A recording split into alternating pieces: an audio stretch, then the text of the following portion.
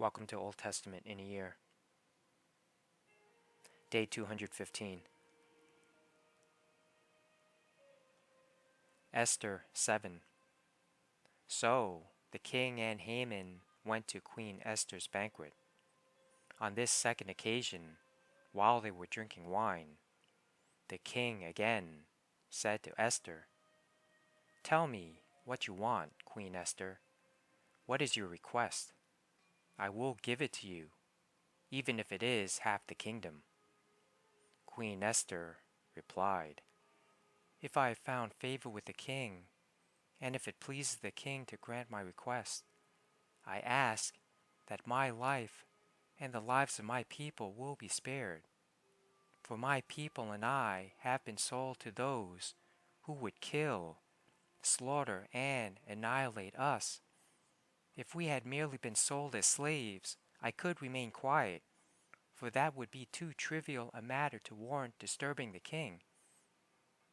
"Who would do such a thing?" King Xerxes demanded. "Who would be so presumptuous as to touch you?" Esther replied, "This wicked Haman is our adversary and our enemy." Haman grew pale with fright before the king and queen. Then the king jumped to his feet in a rage and went out into the palace garden.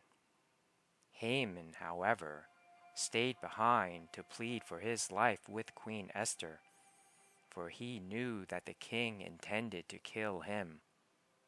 In despair, he fell on the couch where Queen Esther was reclining, just as the king was returning from the palace garden. The king exclaimed, "Will he even assault the queen right here in the palace, before my very eyes?" And as soon as the king spoke, his attendants covered Haman's face, signaling his doom. Then Harbona, one of the king's eunuchs, said, "Haman has set up a sharpened pole that stands 75 feet tall in his own courtyard. He intended to use it to impale Mordecai, the man who saved the king from assassination." "Then impale Haman on it," the king ordered. So they impaled Haman on the pole he had set up for Mordecai, and the king's anger subsided.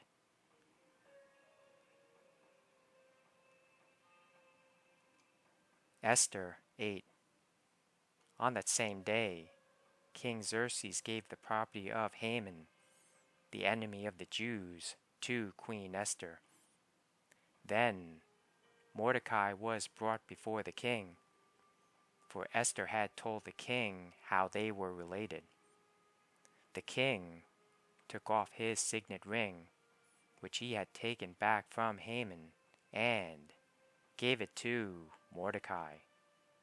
And Esther appointed Mordecai to be in charge of Haman's property.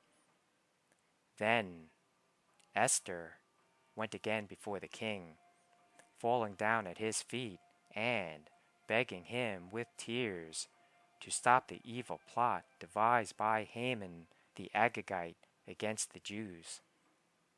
Again the king held out the gold scepter to Esther. So she rose and stood before him.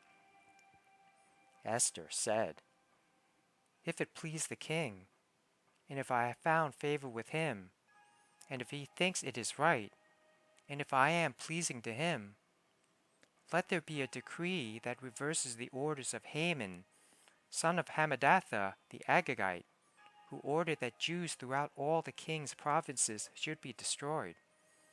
For how can I endure to see my people and my family slaughtered and destroyed?"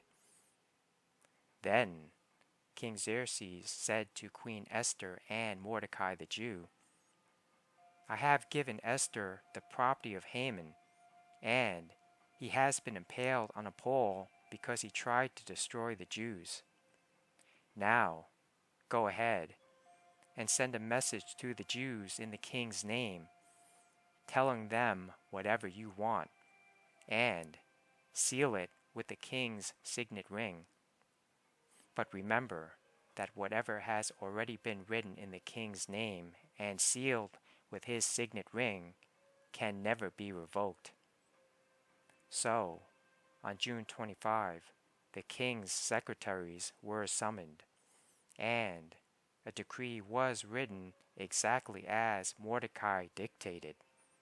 It was sent to the Jews and to the highest officers, the governors, and the nobles of all the 127 provinces stretching from India to Ethiopia. The decree was written in the scripts and languages of all the peoples of the empire, including that of the Jews. The decree was written in the name of King Xerxes and sealed with the king's signet ring. Mordecai sent the dispatches by swift messengers, who rode fast horses, especially bred for the king's service. The king's decree gave the Jews in every city authority to unite to defend their lives. They were allowed to kill, slaughter, and annihilate anyone of any nationality or province who might attack them or their children and wives, and to take the property of their enemies. The day chosen for this event throughout all the provinces of King Xerxes was March 7 of the next year. A copy of this decree was to be issued as law in every province and proclaimed to all peoples, so that the Jews would be ready to take revenge on their enemies on the appointed day. So urged on by the king's command, the messengers rode out swiftly on fast horses bred for the king's service. The same decree was also proclaimed in the fortress of Susa. Then Mordecai left the king's presence, wearing the royal robe of blue and white, the great crown of gold, and an outer cloak of fine linen and purple. And the people of Susa celebrated the new decree. The Jews were filled with joy and gladness, and were honored everywhere. In every province and city, wherever the king's decree arrived, the Jews rejoiced and had a great celebration and declared a public festival and holiday. And many of the people of the land became Jews themselves, for they feared what the Jews might do to them.